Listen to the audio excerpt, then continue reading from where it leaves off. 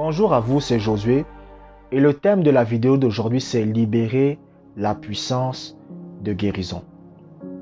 Je vais dire quelque chose qui va peut-être vous choquer, mais c'est vrai. C'est que, premièrement, vous devez comprendre que vous n'avez pas besoin de prier pour obtenir votre guérison. Quelqu'un peut prier et obtenir sa guérison, c'est vrai. Mais vous n'avez pas besoin de prier pour obtenir votre guérison. La guérison a déjà été pourvue sur la croix. Vous comprenez? Est-ce que vous comprenez? Vous savez, je vais vous révéler comment libérer la puissance de guérison de Dieu. Mais le problème des chrétiens aujourd'hui, et je vais peut-être parler un peu plus en profondeur, c'est que la plupart des chrétiens pensent que c'est en demandant encore et encore et encore à Dieu de les guérir qu'ils obtiendront leur guérison. Ce n'est pas en venant tous les jours devant Dieu et de dire à Dieu, Seigneur, guéris-moi. Vous venez le lendemain, Seigneur, guéris-moi. Vous venez le lendemain, Seigneur, guéris-moi, que la guérison se manifestera. Vous savez, Albert Einstein a dit, la folie, c'est faire à chaque fois la même chose et penser que vous aurez un résultat différent. Écoutez, quelqu'un qui est dans la folie, c'est quelqu'un qui se comporte d'une même façon, qui pose les mêmes actes et pense que les choses vont changer. Vous comprenez? Ce n'est pas en harcelant Dieu. Je sais ce que beaucoup de gens disent. Oui, la prière d'importunité. La Bible dit qu'il faut insister et Dieu va vous exaucer. Les gens ne comprennent même pas cette parabole. Écoutez la parabole. Écoutez ce que Jésus dit. Je vais vous expliquer c'est quoi cette parabole. Le Seigneur vous parle d'un juge qui est inique. Le juge inique, c'est qui? Et qui ne craint pas Dieu. À votre avis, c'est qui? Quand Jésus dit qu'il y avait dans une ville un juge inique et qui ne craint pas Dieu, c'est qui? C'est le diable. Et la Bible vous dit qu'il y avait une veuve qui demandait à ce qu'on lui fasse justice. Est-ce que vous savez ce que ce passage est en train de nous montrer? Ce passage est en train de vous montrer une sataniste qui est en train de prier Satan. Parce que le juge inique et qui ne craint pas Dieu, c'est Satan. Et Jésus vous montre une femme qui est en train de demander à Satan de lui rendre justice. Et regardez ce que la Bible dit. Jésus va dire que le juge inique va penser en lui-même. Il va dire, je ne crains pas Dieu. Je m'en fous de Dieu. J'en ai rien à foutre de Dieu.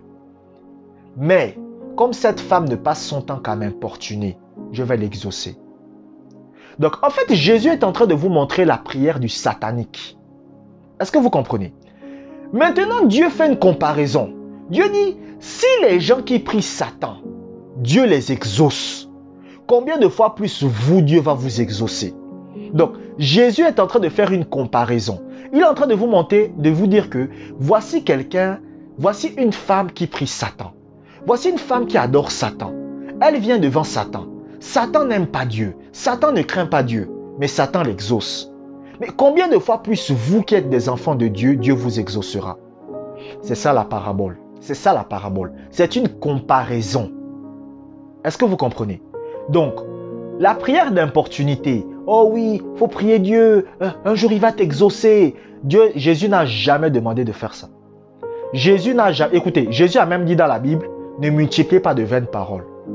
C'est-à-dire, ne priez pas. Ne faites pas tous les jours des prières et vous pensez que c'est en priant tous les jours que Dieu vous exaucera. Maintenant, comment vous libérez la puissance de guérison de Dieu? La puissance de guérison de Dieu se libère par la louange. C'est-à-dire, lorsque vous commencez à remercier Dieu pour votre guérison, à bénir Dieu pour votre guérison, à glorifier Dieu pour votre guérison, la puissance de guérison de Dieu se libère pour vous guérir. Il y avait un homme de Dieu qui était très malade. Et il a commencé à louer Dieu, à remercier Dieu, à bénir Dieu pour sa guérison. Et qu'est-ce qui s'est passé? Au bout de 2 heures, il a obtenu sa guérison. Vous comprenez? Pourquoi? Parce que la louange libère la puissance de Dieu. Écoutez, la Bible raconte l'histoire de Paul et Silas. Paul et Silas sont allés dans une ville pour prêcher l'évangile. Et pendant qu'ils y sont allés, les gars les ont attrapés. On les a tabassés. On les a jetés en prison. Et qu'est-ce qui se passe? La Bible dit qu'en prison, Paul et Silas vont louer et remercier Dieu. Et ensuite, ils vont commencer à être dans la louange. Ils vont commencer à remercier Dieu. Merci Seigneur. Ils vont louer Dieu. qu'est-ce qui va se passer? La Bible dit que la puissance de Dieu va descendre et va les libérer. Pourquoi? Parce qu'il y a une puissance dans la louange. Il y a une puissance dans l'action de grâce. Les gens qui passent, écoutez, les chrétiens qui passent leur temps à se plaindre, qui passent leur temps à dire du mal de Dieu. Lorsque vous vous plaignez, vous dites du mal de Dieu. Oh Dieu, pourquoi je subis ça? Oh Dieu, pourquoi ça m'arrive? Oh Dieu, pourquoi ça? Oh Dieu, pourquoi ça? Oh Dieu, pourquoi ça? N'obtiennent pas leur guérison. Mais les chrétiens qui passent du temps dans la louange, c'est pour ça que moi j'ai l'habitude de dire que si dans vos temps de prière, si vous ne pratiquez pas la présence de Dieu, si vous ne priez pas en langue, passez du temps à louer Dieu.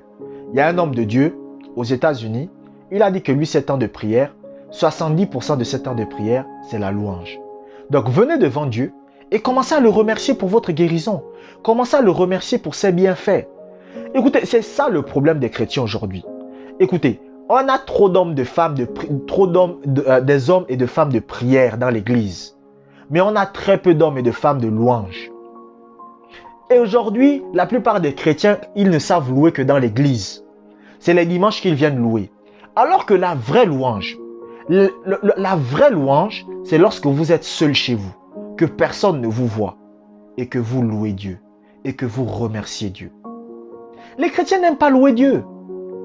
Combien de chrétiens remercient Dieu? La plupart des chrétiens soit sont dans les plaintes, ou soit dans la demande. Oh Dieu, donne-moi. Oh Dieu, donne-moi. Oh Dieu, donne-moi. Si vous commencez à remercier Dieu pour votre guérison, à bénir Dieu pour votre guérison, à louer Dieu pour votre guérison, ce qui va se produire, c'est quoi? Cela va activer la puissance de guérison. Et votre guérison va commencer à se manifester. C'est pour cela que même Ézéchias a dit, quand Ézéchias était sur le point de mourir, il a dit à Dieu, qui va te louer? Parce que Dieu aime la louange.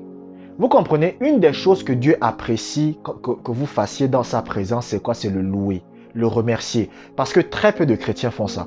La plupart des chrétiens, quand ils viennent devant Dieu, c'est pour demander des choses. Oh Dieu, donne-moi. Oh Dieu, donne-moi. Je ne suis pas en train de dire qu'il ne faut pas demander des choses à Dieu. Mais Dieu aime quand vous le louez, quand vous le remerciez. Donc, remerciez Dieu pour votre guérison. Et la puissance de guérison va s'activer. Et votre guérison sera manifeste. Merci beaucoup d'avoir regardé cette vidéo jusqu'à la fin.